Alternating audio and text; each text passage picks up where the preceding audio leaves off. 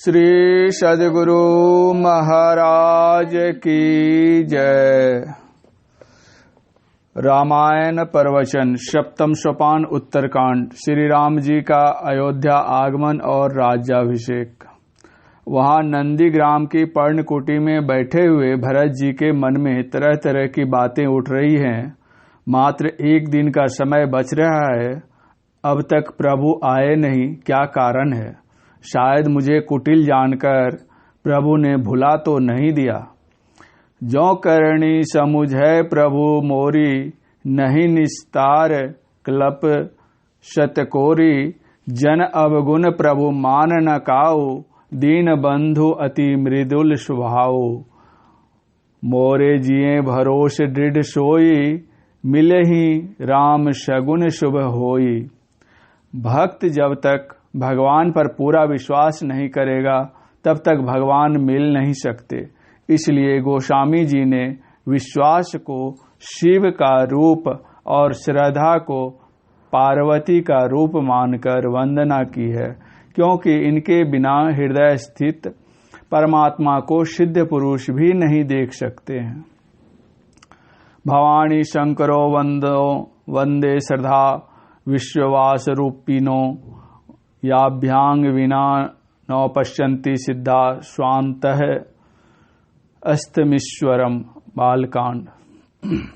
मैत्रेयी उपनिषद में आया है, असंशयवतांग मुक्ति संशयाविष्ट चेतसाम, न मुक्तिर जन्म जन्मांते तस्माद्विश्वास मापनुयात।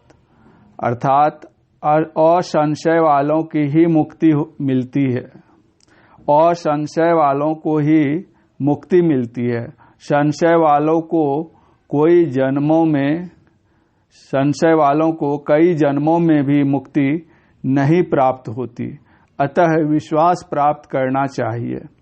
संत मत का सिद्धांत है, एक सर्वेश्वर पर अचल विश्वास, पूर्ण भरोसा तथा अपने अंतर में उसकी प्राप्ति का दृढ़ निश्चय रखना। इसके लिए सद्गुरु की निष्कपट सेवा, सत्संग और दृढ़ ध्यानाभ्यास करना चाहिए। भगवान के दर्शन के लिए विश्वास के साथ साथ अत्यंत व्याकुलता भी जरूरी है, क्योंकि तुलसीदास बिनु असी मति आए, मिलहि न राम कपट लय लाए। भरत जी को पूरा विश्वास है कि प्रभु श्री राम जी आएंगे, किंतु व्याकुलता के कारण धीरज नहीं बंध रहा है। उनका मन श्री राम जी के विरह सागर में ऊब डूब कर रहा है। उसी समय हनुमान जी ब्राह्मण का रूप धरकर इस प्रकार आ गए, मानो उन्हें विरह सागर में डूबने से बचाने के लिए जलपोत जहाज आ गया हो। हनुमान जी ने देखा, दुर्बल शरीर, जटाओं का मुकुट, कुश के आसन पर बैठे हुए भरत जी मुख से निरंतर हे राम हे राम हे राम का जाप कर रहे हैं तथा आंखों से अविरल प्रेमाश्रु बह रहे हैं। यह देखकर हनुमान जी अत्यंत हर्षित हुए और कानों के लिए अमृत के समान वचन बोले, जिनके विरह में आप दिन रात सोच करते रहते हैं और जिनके गुण समूहों की पंक्तियों को निरंतर रटते रहते हैं, वे ही रघुकुल के तिलक, सज्जनों को सुख देने वाले और देवताओं तथा मुनियों के रक्षक प्रभु श्री राम जी सकुशल आ गए। ये वचन सुनते ही भरत जी सारे दुख भूल गए, मानो प्यासा आदमी अमृत पा गया हो। आतुरता से पूछा, हे तात, आप कौन हैं और कहाँ से आए हैं जो आपने मुझे ये परम प्रिय वचन सुनाए? हनुमान जी ने कहा, हे कृपा निधान, मेरा नाम हनुमान है। मैं दीनबंधु प्रभु श्री राम जी का दास हूँ। यह सुनते ही भरत जी शीघ्रता से आदर पूर्वक हनुमान जी से गले लगकर मिले और बोले, हे हनुमान, तुम्हारे दर्शन से मेरे समस्त दुख मिट गए। तुम्हारे रूप में आज मुझे प्यारे श्री राम जी ही मिल गए। इस शुभ संदेश के बदले में तुम्हें क्या दूं? मैं तुमसे किसी प्रकार भी उत्तीर्ण नहीं हो सकता। अब मुझे प्रभु का हाल सुनाओ। तब हनुमान जी ने सिर नवाकर श्री राम जी की सारी गुण गाथा कही। भरत जी ने पूछा, हे तात, कहो कृपालु श्री राम जी कभी मुझे अपने दास की नाई याद भी करते हैं?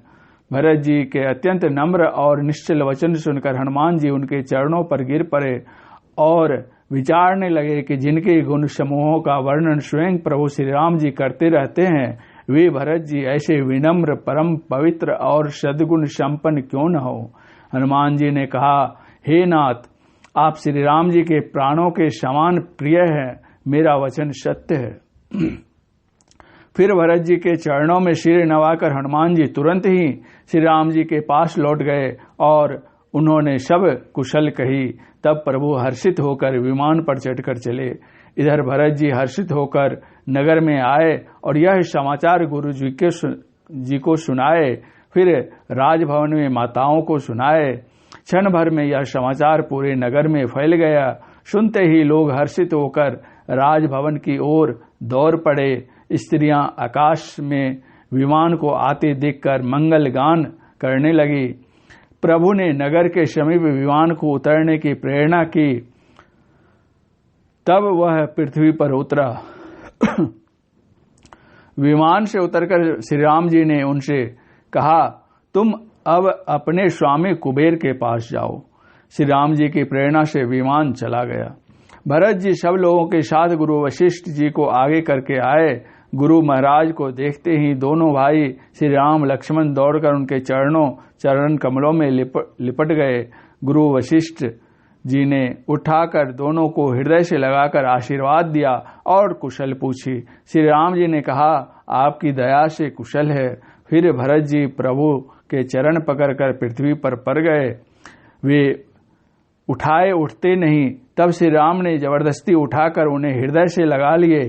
प्रभु श्री राम जी भरत जी से कुशल पूछते हैं, किंतु आनंदवश उनके मुख से शीघ्र वचन नहीं निकलते। भरत जी ने कहा, हे कौशलनाथ, आपने आर्त जानकर दास को दर्शन दिए, इससे अब कुशल है। विरह समुद्र में डूबते हुए मुझको कृपा निधान ने हाथ पकड़कर बचा लिया। सब लोगों को प्रेमातुर खड़े देखकर प्रभु ने एक कौतिक लीला की। अमित रूप प्रगटे तेहि काला, जथा लोग मिले सब ही कृपाला। सबसे एक एक करके मिलने में काफी समय लग सकता था, क्योंकि सब कोई मिलने के लिए व्यग्र थे। इसलिए प्रभु ने जितने लोग थे उतने रूप धारण कर लिए और क्षण भर में सबसे मिल लिए। क्षण मह सब ही मिले भगवाना, उमा मरम यह काहू न जाना। फिर आगे बढ़कर श्री राम जी माताओं से मिलकर उनके दुख को दूर किए। लंका से साथ में आए हुए विभीषण, सुग्रीव, आनंद, हनुमान जी, अंगद, हनुमान जी, नल, नील और जामवंत थे। सब सुंदर मनुष्य शरीर धारण किए हुए अवधवासियों के प्रेम भाव को देख रहे थे। उनके हृदय में अपार हर्ष है। प्रभु ने उन सखाओं से कहा, मुनि के चरणों में लगो। ये हमारे पूज्य गुरु महाराज हैं। इन्हीं की कृपा से रण में राक्षस मारे गए हैं। गुरु वशिष्ठ कुल पूज्य हमारे, इन्हीं की कृपा धनुज रण मारे। श्री राम जी ने फिर गुरु महाराज से कहा, हे गुरुदेव, ये सब मेरे सखा हैं। ये संग्राम रूपी समुद्र में मेरे लिए जहाज के समान हुए। मेरे हित के लिए इन्होंने अपने जीवन तक को हार दिए, यानी अपने प्राणों तक को होम दिया। ये मुझे भरत से भी अधिक प्रिय है। ये सब सखा सुनहो मुनि मेरे, भय समर सागर कह में बेरे। मम हित लागी जन्म इन हारे, भरत हु ते मोहि अधिक प्यारे। व्यावहारिकता के लिए भगवान ने ऐसा कहा। भला भरत जी से बढ़कर भगवान को प्यारा और कौन हो सकता है। भरत जी संत हैं। संत तो भगवान की आत्मा ही होते हैं। चारों प्रकार के भक्तों में संत ज्ञानी भक्त होते हैं। इसलिए ज्ञानी प्रभु ही विशेष ही प्यारा, तथा भयो न भुवन भरत सम भाई। उस समय धरती से आसमान तक आनंद छाया हुआ है। इस प्रकार सबको सुखी करके श्री राम जी महल को चले। प्रभु ने जान लिया कि माता के कई लज्जित हैं, इसलिए वे पहले उन्हीं के महल को गए और उन्हें समझा बुझाकर बहुत सांत्वना दी, फिर अपने महल को गमन किए। दूसरे दिन गुरु वशिष्ठ जी ने सब ब्राह्मणों को बुलाकर कहा कि आज शुभ घड़ी, सुंदर दिन और सभी शुभ योग है। आप सभी हर्षित होकर आज्ञा दीजिए जिसमें श्री राम जी सिंहासन पर विराजमान हो। यह प्रिय वचन सुनकर सबों ने कहा, हे मुनि श्रेष्ठ, अब विलंब न कीजिए और महाराज का तिलक शीघ्र कीजिए। तब मुनि जी ने सुमंत जी से सब व्यवस्था करने को कहा। सुमंत जी ने दूतों को भेजकर मांगलिक वस्तुएं मंगवा ली। नगर को बहुत सुंदर ढंग से सजाया गया। श्री राम जी ने सेवकों को बुलाकर कहा, पहले मेरे सखाओं को स्नान कराओ। आज्ञा पाते ही सेवकों ने वैसा ही किया। फिर प्रभु ने भरत जी को बुलाकर अपने हाथ से उनकी जटाएं सुलझाई। तीनों भाइयों को स्नान कराकर फिर गुरु की आज्ञा लेकर श्री राम जी ने स्नान किया और राजोचित वस्त्राभूषण धारण किए। उधर सासुओं ने आदर पूर्वक सीता जी को स्नान कराकर उन्हें वस्त्राभूषणों से भली भांति सजा दिए। श्री राम जी और सीता जी को तैयार देखकर गुरु वशिष्ठ जी ने दिव्य सिंहासन मंगवाया जिसका तेज सूर्य के समान था। ब्राह्मणों को शीर नवाकर श्री रामचंद्र जी उस पर विराजमान हो गए। श्री सीता जी प्रभु के वाम भाग में विराजित हुई।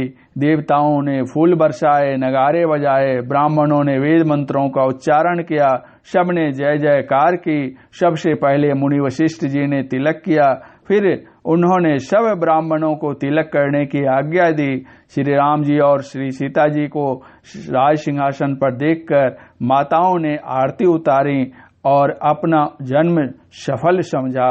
अनेक प्रकार के दान देकर याचकों को अयाचक कर दिया। सब देवता बारी बारी से स्तुति करके अपने अपने लोकों को चले गए। तत्पश्चात चारों वेद बंदी वेश्याणी भाट के रूप में आए। सर्वज्ञ श्री राम जी ने उनका बड़ा आदर किया। सबके सामने उन्होंने श्री राम जी की उदार स्तुति की। फिर अंतर्ध्यान हो गए और ब्रह्मलोक को चले गए।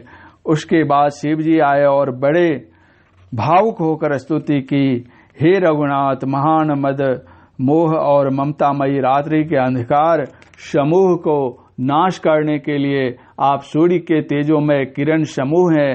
हे नाथ, कामदेव रूपी भील ने मनुष्य रूपी हिरणों के हृदय में कुभोग रूप वान मारकर गिरा दिया है। आप उस काम को मारकर इन अनाथ पामर जीवों की रक्षा कीजिए जिन्हें आपके चरणों में प्रेम नहीं है। वे नित्य ही दीन मलिन उदास और बहुत से रोगों और वियोगों के मारे दुखी रहते हैं और जिन्हें आपके चरणों में प्रेम है उन्हें संत और सत्संग अच्छे लगते हैं। संत आदर निरादर को छोड़कर संसार में विचरण करते हुए आपकी भक्ति में लगे रहते हैं। हे प्रभु, मैं आपसे इतना ही वर मांगता हूं कि आपकी अविरल भक्ति और सत्संग मिलता रहे। बार बार बर मांगाऊं हर्षि देहु श्री रंग, पर सरोज अन पायणी भक्ति सदा सत्संग। श्री शिव जी कैलाश को चले गए। काकभूषुंडी जी कहते हैं, हे गरुड़ जी, यह बहुत पवित्र कथा है। इसको पढ़ने सुनने से बहुत लाभ होते हैं। इस पावन कथा को जीवन मुक्त भी सुनते हैं, विरक्त भी सुनते हैं और विषयी भी सुनते हैं। संत को मुक्ति मिलती है, विरक्त को भक्ति मिलती है और विषयी को संपत्ति मिलती है। सुनहि विमुक्त विरत अरु विषयी, लहई भगति गति संपत्ति नई। जे सकाम नर सुनहि जे गावहि, सुख संपत्ति नाना विधि पावहि। अतः सबको पढ़ना सुनना चाहिए। रामायण की कथा ऐसी है कि इसमें सबके लायक भरपूर सामग्री है। जो जिस ख्याल से जिस भाव से इसे पढ़ता सुनता है उसको यह कथा वैसी ही दिखती है। अतः हमें पवित्र भाव से ऊंचा ख्याल लेकर पढ़ना सुनना चाहिए। इससे अवश्य ही भक्ति में बल मिलेगा।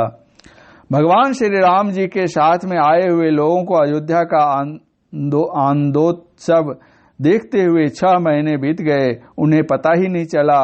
वे लोग अपने घर की शुद्ध ही भूल गए। तब भगवान श्री राम ने उन्हें सखाओं को आदर से बुलाया और कोमल वचनों से कहा, हे तात, आप लोगों ने मेरी बड़ी सेवा की है, मुंह पर किस प्रकार बड़ाई करूं।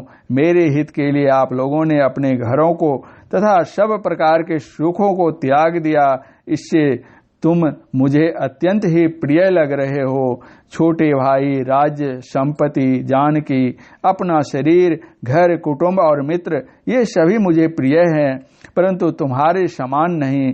मैं झूठ नहीं कहता, यह मेरा स्वभाव है। सेवक सभी को प्यारे लगते हैं, यह नीति है, पर मेरा तो दास पर स्वाभाविक ही विशेष प्रेम है। अतः सखागण, अब आप सब लोग घर जाओ, वहां दृढ़ नियम से मुझे भजते रहना। मुझे सदा सर्वव्यापक और सबका हित करने वाला जानकर अत्यंत प्रेम करना। श्री राम जी के वचन सुनकर सब हाथ जोड़े खड़े रह गए। किन्हीं के मुख से कोई वचन न निकला। सबको प्रेम में डूबे हुए देखकर भगवान ने तरह तरह के वस्त्र और गहने मंगवाए।